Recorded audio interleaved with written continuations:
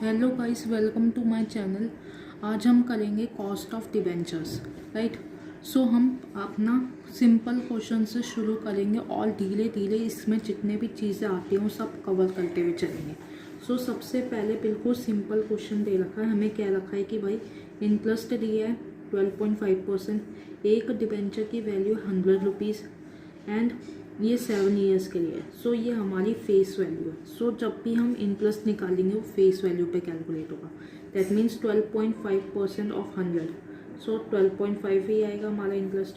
इसका फॉर्मूला क्या होता है कॉस्ट ऑफ डेट का, ये फॉर्मूला देख लेते हैं।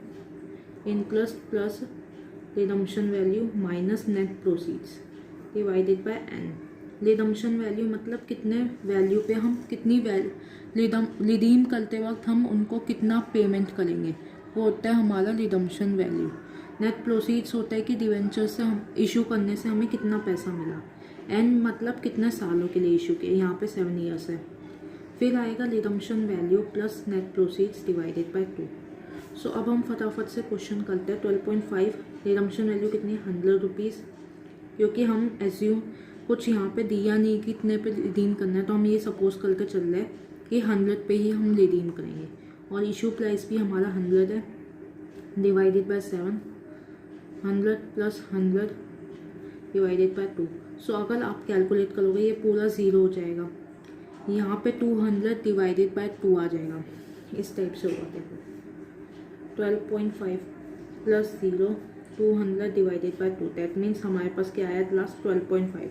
दैट मीन्स अगर रिडीम हो रहा है पार पे और रिडीम और इशू भी पार पे हो रहा है, तो फिर हमारा जो इंटरेस्ट रेट होगा वही कॉस्ट ऑफ डेट होगा। ठीक है, अगर इस टाइप का क्वेश्चन आता है तो अब आंखें बंद करके कॉस्ट ऑफ डेट क्या होगा, इंटरेस्ट होगा। अब थोड़ा सा कॉम्प्लेक्स कर लेते हैं। रिडीम सपोज करते हैं हम 10% प्रीमियम पे हो रहा है। ठीक है, अब इसके लिए हम फॉर्मूला यूज़ करेंगे same. Interest plus redemption value हो गया हमारा 100 का 10%, दैट मीन्स 110। ठीक है, 10% कितना हुआ इसका, 10 रुपये। ठीक है, तो 10 रुपये का प्रीमियम है, तो 100 रुपये प्लस 10 रुपये का प्रीमियम 110 रुपये। ठीक है, माइनस कितना पैसा आ रहा है हमारे पास, 100 रुपये divided by 7। This whole will be divided by 12.5। ये सेम फॉर्मूला यूज़ हो रहा है। ठीक है,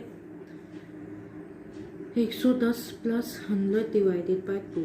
सो हमारा जो आंसर आएगा वो आएगा 12.5 प्लस 1.42 10 डिवाइडेड बाय 7। ठीक है, डिवाइडेड बाय 210 आएगा। ठीक है, इसको हम 2 से डिवाइड करेंगे। So it turns out to be 105 and हमारा आंसर जो आएगा वो होगा 0.1325। That means 13.25%।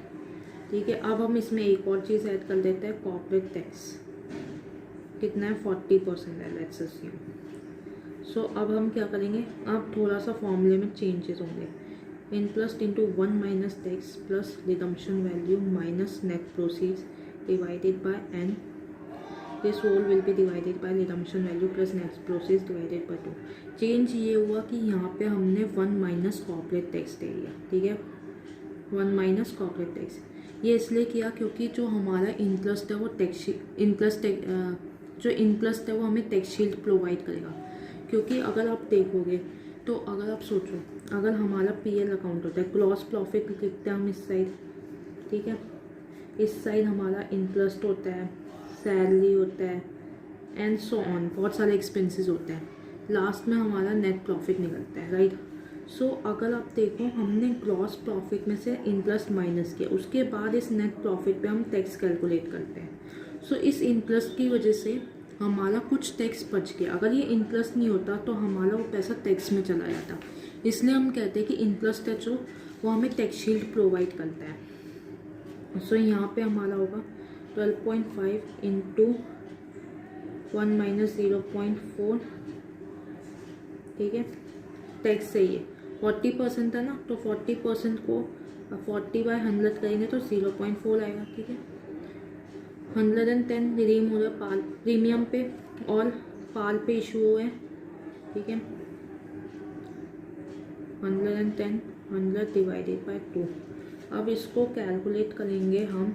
So 12.5 into 6 15 7.5 plus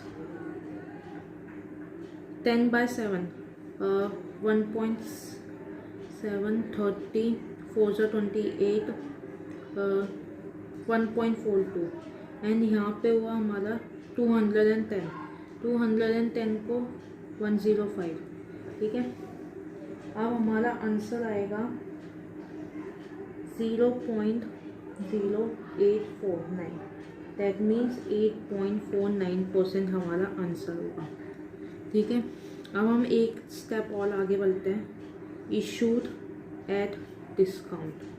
ठीक है, हम एज्यूम करते कि हमने जो डिवेंचर्स है वो 5% के डिस्काउंट पे इशू किए। अब ये जो 5% है किस पे निकलेगा? ये निकलेगा फेस वैल्यू पे। दैट मीन्स अगर मैं फेस वैल्यू किस पे ऑन फेस वैल्यू, ठीक है, फेस वैल्यू कितनी है मेरी क्वेश्चन के अकॉर्डिंगली? It's 100 rupees. सो अगर हमारे पास डिस्काउंट है या फिर प्रीमियम है तो हम उसको हमेशा फेस वैल्यू पे कैलकुलेट करते हैं। ठीक है, तो नेट इससे क्या फ़र्क पड़ेगा? मैं नेट प्रोसीड्स कम होंगे। पहले 100 रुपये का शेयर था, मैंने कितने पे इशू किया? 95 रुपीज़ पे, 5 रुपीज़ का डिस्काउंट दे दिया। ठीक है, सो 100 का 5% 5 रुपीज़ होता है, इसलिए 5 रुपीज़ का डिस्काउंट दे दिया। 100 का शेयर था, 95 मिल मेरे को। सो फिर से सेम फॉर्मूला चलेगा ये वाला। इंटरेस्ट है 12.5 1 माइनस 0.4 प्लस रिडम्पशन वैल्यू कितनी है मेरी? रिडम्पशन वैल्यू है प्रीमियम पे था, सॉरी 95। ठीक है, प्रीमियम पे रिडीम किया था और 95 रुपीज़ पे इशू किया मैंने, सॉरी हाँ इशू किया 95 रुपीज़ पे। और कितने साल के लिए? 7 साल के लिए। Divided by 10 divided by 95 divided by 2। अब इसको सॉल्व करेंगे तो हमारे पास कितना आएगा? 7.5। ठीक है, 5 divided by 7 that means 49 7.1 something आएगा, 49 0.71 समथिंग आएगा। ठीक है, and 205 divided by 2 that means 102.5। इसका आंसर आएगा हमारा 0.08013। That means 8.013%। ठीक है, अब हम एक और स्टेप आगे बढ़ेंगे। यहाँ पे मैं फटाफट से कैलकुलेशन कर ली हूँ कैलकुलेटर्स का यूज़ करके, क्योंकि आप कैलकुलेशन करना तो आपको आते ही है। मेरा मेन एम है आपको कॉन्सेप्ट बताना। ठीक है, सो आपका अगला है हमने नेक्स्ट चीज़ आई कि फ्लोटेशन कॉस्ट है 1%। ठीक है, लेट्स से फ्लोटेशन कॉस्ट 1% है। फ्लोटेशन कॉस्ट क्या होती है? मेन क्वेश्चन ये आता है। फ्लोटेशन कॉस्ट सिंपली एक, जब आप शेयर्स इशू करने जा रहे हो मार्केट में तो आपको कुछ कॉस्ट पे करनी पड़ेगी। आप हो सकता आप किसी अंडरराइटर को अपॉइंट करोगे, उसको कुछ कमीशन दोगे, ब्रोकरेज दोगे, तो वेरियस टाइप्स की कॉस्ट होती है जो आपको इनकर करनी पड़ती है। सो वो सारी कॉस्ट जो होती हैं वो फ्लोटेशन कॉस्ट कहलाती हैं। एंड इसमें से इसका जो इफ़ेक्ट होता है ये हमारे नेट प्रोसीड्स पे होता है। अगर मेरे पास लेट्स से डिस्काउंट था 5% का, सो मेरे पास आ गए थे 95 रुपीज़ के। अब इस यहाँ पे एक स्टेप और आ गया और मेरे पास फ्लोटेशन कॉस्ट आ गई। सो 95 आ लेते उस वक्त, लेकिन अब 1 रुपया फेस वैल्यू पे, ठीक है, ऑन फेस वैल्यू पे 1%, दैट मीन्स 100 का 1% टर्न्स आउट टू बी 1। ठीक है, तो 1 रुपया मेरा चला गया फ्लोटेशन कॉस्ट में, मेरे पास 94 रुपीज़ है। सो अब फिर से अगेन वही वाला फॉर्मूला हम यूज़ करेंगे, ये वाला फॉर्मूला यूज़ करेंगे, ये वाला। ठीक है, 12.5 इंटू 1 माइनस 0.5 कॉर्पोरेट टैक्स था प्लस रिडम्पशन वैल्यू कितनी थी, हमने प्रीमियम पे रिडीम किया था 110 और नेट प्रोसीड्स कितने आ रहे हैं हमारे पास 94। कितने सालों के लिए इशू किया, 7 सालों के लिए और 110 प्लस 94 डिवाइडेड बाय 2। सो यहाँ पे हमारे पास 7.5, ठीक है,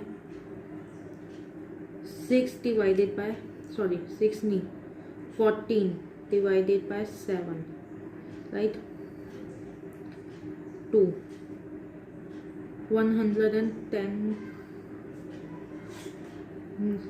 4 एक सेकेंड 4 10 0 204, राइट। सो 102 डिवाइड कर देंगे इसको 2 से, सो 102। अब इसका आंसर आएगा हमारा 9.5 divided by 102।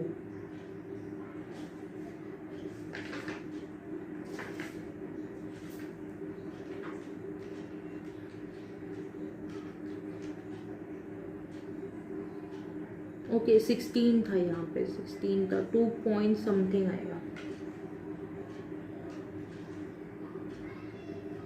28, right, plus 7.5 divided by 102, so 0.0959, that means 9.59% हमारी कॉस्ट है। सो इसका सिंपलर से अगर हम इसको जर्नलाइज करना चाहें तो अगर हम अपने रिडीम करेंगे हम प्रीमियम पे डिस्काउंट ने यहाँ तक तो कर ली है अपना। अब हम एक बार प्रेफरेंस शेयर्स भी कर लेते हैं, क्योंकि प्रेफरेंस शेयर्स ऑलमोस्ट रिलेटेड हैं हमारे डिबेंचर्स जैसे ही हैं, सेम फॉर्मूला यूज़ होता है। यहाँ पे भी थोड़ा सा डिफरेंस होता है। यहाँ पे सबसे पहले इंटरेस्ट की जगह डिविडेंड आता है, ठीक है, प्लस वही same redemption value minus net proceeds divided by N, जितने भी साल के लिए इशू किए, divided by redemption value plus net proceeds divided by 2, ठीक है। अब एक बार यहाँ पे जो टैक्स है, कॉर्पोरेट टैक्स है, ठीक है, इसका इम्पैक्ट नहीं आता, नो इम्पैक्ट। क्यों नहीं आता, इसका भी रीज़न है। देखो, आप जब नेट प्रॉफिट लेते हो, नेट प्रॉफिट पे टैक्स लगाओगे आप, उसके बाद टैक्स लगाने के बाद हमें क्या मिलती है, अर्निंग्स आफ्टर टैक्स। इसमें से आप डिविडेंड देते हो, किस किस को दोगे, एक तो प्रेफरेंस शेयर्स को दोगे, एक हम इक्विटी को देंगे। सो हम डिविडेंड देने के बाद हमें टैक्स लगने के बाद ही हम डिविडेंड दे पाते हैं। इसलिए हम यहाँ पे बिल्कुल भी टैक्स का इफेक्ट अकाउंट में नहीं लेते, क्योंकि अगर टैक्स तो हमें देना ही पड़ेगा। अगर डिविडेंड नहीं होता तब भी हम टैक्स देते तो हमारा डिविडेंड से कोई टैक्स का इम्पैक्ट नहीं होता। इन दोनों का कोई कनेक्शन नहीं है, टैक्स और डिविडेंड का। इसलिए हम यहाँ पे कभी भी कॉर्पोरेट टैक्स को यहाँ पे इंक्लूड नहीं करते। लेकिन एक चीज़ याद रखना, एक होता है कॉर्पोरेट डिविडेंड टैक्स, ये आपने नाम सुना होगा। कॉर्पोरेट डिविडेंड टैक्स क्या होता है, जब भी कोई कंपनी डिविडेंड देती है, ठीक है, कोई भी डिविडेंड दे, चाहे इक्विटी शेयर्स पे दे चाहे प्रेफरेंस शेयर्स पे दे, अगर डिविडेंड दे रही है तो उसको एक टैक्स देना पड़ेगा जिसको कहते हैं कॉर्पोरेट डिविडेंड टैक्स। क्या होता है कि जब हम डिविडेंड देती है कंपनी तो वो टैक्स दे देती है, और जो शेयर होल्डर्स होते हैं उनके हाथ में जो डिविडेंड आता है वो टैक्स फ्री होता है। दैट मीन्स जो शेयर होल्डर्स है, चाहे वो प्रेफरेंस हो चाहे इक्विटी हो, उनको डिविडेंड पे कोई टैक्स नहीं देना पड़ेगा। शेयर होल्डर्स को टैक्स देगी कंपनी। जबकि इंटरेस्ट में क्या होता है, इंटरेस्ट में ये होता है कि कंपनी का तो टैक्स बच गया, लेकिन जो हमारे वो है इन्वेस्टर्स जिनके पास भी हमारा इंटरेस्ट गया वो टैक्स देंगे, ठीक है। अगर मैंने बॉन्ड्स में पैसे लगाए, मेरे को 10 रुपये का इंटरेस्ट मिला, तो 10 रुपये का इंटरेस्ट पे जो टैक्स होगा वो मैं दूंगी, ठीक है, कंपनी नहीं देगी। कंपनी का तो टैक्स बच जाएगा इंटरेस्ट, क्योंकि इंटरेस्ट क्या होता है, एक्सपेंस की तरह ट्रीट किया जाता है। तो नेट प्रॉफिट्स में से वो तो ग्रॉस प्रॉफिट्स में तो वो इंटरेस्ट माइनस कर देगी, उसके बाद नेट प्रॉफिट निकालेगी, फिर वो आराम से टैक्स देगी इसके ऊपर। लेकिन डिविडेंड के केस में क्या होता है, कंपनी देगी टैक्स डिविडेंड पे। सो ये दो चीज़ें जो कॉर्पोरेट टैक्स है हमारा और जो कॉर्पोरेट डिविडेंड टैक्स है, ये दोनों अलग चीज़ होती है। कॉर्पोरेट टैक्स मतलब जो कंपनी ने पैसा कमाया, कंपनी ने जो भी अर्न किया उस पे टैक्स, ठीक है, जो भी अर्न किया उस पे टैक्स दे रहे हैं। हमें मतलब नहीं है कि वो डिविडेंड दे ना दे, उसका कोई मतलब नहीं है। जो भी तुमने कमाया उस पे टैक्स। जैसे एक आम इंसान है, अगर वो कुछ भी कमाता है तो उसको टैक्स देना पड़ता है। सिंपली अगर कंपनी कुछ भी कमाती है तो उसको टैक्स देना पड़ेगा, चाहे वो टैक्स देने के बाद कोई भी पैसा इस्तेमाल करे, वो इनकम टैक्स की रिस्पॉन्सिबिलिटी नहीं है, उसकी मर्जी है, कहीं भी पैसा इस्तेमाल करे, लेकिन तुमने कमाई की है तो टैक्स दोगे। कॉर्पोरेट डिविडेंड टैक्स क्या होता है दूसरी तरफ, जब तुम डिविडेंड दोगे तभी टैक्स देना पड़ेगा। अगर तुम डिविडेंड नहीं दे रहे तो कंपनी कोई टैक्स नहीं देगी। कंपनी अगर डिविडेंड दे रही है तभी टैक्स देगी है, ठीक है। सो ये डिफरेंस होता है। सो जब भी हम प्रेफरेंस शेयर्स की बात करते हैं तो हम हमेशा कंसिडर करते हैं कॉर्पोरेट डिविडेंड टैक्स। हमें कॉर्पोरेट टैक्स का से कोई लेना देना नहीं होता, कॉर्पोरेट डिविडेंड टैक्स से लेना देना होता है, और इसको हम 1+ टैक्स करते हैं। ये कौन सा है, कॉर्पोरेट डिविडेंड टैक्स, ठीक है, ये कॉर्पोरेट डिविडेंड टैक्स है। और जो यहाँ पे हम कह रहे थे कि टैक्स, ये था कॉर्पोरेट टैक्स, ठीक है, यहाँ पे है हमारा कॉर्पोरेट डिविडेंड टैक्स। तो अगर मेरे को सिर्फ ये दे रखो कि कॉर्पोरेट टैक्स है 40%, ठीक है, सो मेरा फॉर्मूला क्या होगा, dividend plus redemption value minus net proceeds divided bye n divided by redemption value minus net proceed plus net proceed divided by 2। सो अगर हम यही क्वेश्चन ले, ठीक है, यहाँ पे क्या हो रहा था, रिडीम हो रहे थे प्रीमियम पे, रिडीम हो रहे थे प्रीमियम पे, डिविडेंड लेट्स से यही ले लेते हैं हम 12.5% हमारा डिबेंचर की जगह हम ले लेते हैं प्रेफरेंस शेयर्स, ठीक है। सो 12.5% हम इंटरेस्ट दे रहे हैं, हमने इशू किया 100 रुपीज़ पे और हमने रिडीम किया लेट्स से रिडीम किया 110 पे, ठीक है। सो मेरा 12.5 प्लस रिडीम कितने पे किया 110 माइनस 100 रुपीज़ पे इशू किया डिवाइडेड बाय 7 और यहाँ पे 110 प्लस 100 डिवाइडेड बाय 2। इसको कैलकुलेट करेंगे तो वी गेट द आंसर, ठीक है। सो हमारा आंसर कितना आएगा, इसको कैलकुलेट करने के बाद 101 second, it turns out to be 13.25%, ठीक है। अब अगर यहाँ पे फ्लोटेशन कॉस्ट हो, हमने बात की थी ना फ्लोटेशन कॉस्ट एंड 1% थी, डिस्काउंट कितना था 5%, ठीक है। सो ये दोनों भी फेस वैल्यू पे लगेंगे। सो फेस वैल्यू क्या थी 100 रुपये, ठीक है, फेस वैल्यू थी हमारी 100 रुपीज़। सो इस पे करते हैं, हमारी थी नेट प्रोसीड्स कितना था, फेस वैल्यू 100 है, फ्लोटेशन कॉस्ट कितनी थी 1 रुपीज़ की, और हमारे पास क्या था 1 सेकेंड, डिस्काउंट दिया 5%, दैट मीन्स फेस वैल्यू कितनी है 100, दैट मीन्स 5 रुपये का। सो 94 सेम चीज़ आएगी। डिविडेंड कितना था मेरे पास 12.5, ठीक है। अगर मेरे को क्या रखा होता corporate tax is equals to 40%, मैं इसको इग्नोर कर दूंगी क्योंकि इसमें कॉर्पोरेट टैक्स का कोई मतलब नहीं है, ठीक है। सो हमारा क्या होगा, रिडम्पशन वैल्यू प्रीमियम पे रिडीम हो रहे थे 94, इसको डिवाइडेड बाय 7, ठीक है, और 110 प्लस 94 डिवाइडेड बाय 2, इसको कैलकुलेट करेंगे।